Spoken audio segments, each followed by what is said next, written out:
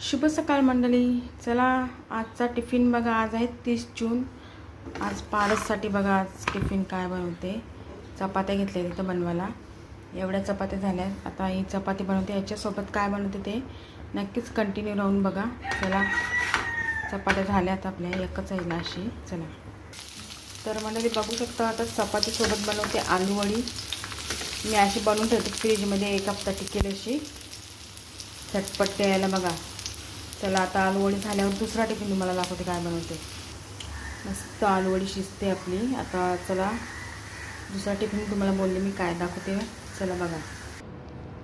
तर मंडळी आता चटणी लावून आणि हे लावून बटर लावून त्याला सँडविच देते बघा. चला तर चला मंडळी फायनली आपला मंडेचा टिफिन रेडी झालेला आहे बघा. ब्रेड सँडविच मस्त चटणी लावून आलूवडी चपाती आणि पाणी. बाय.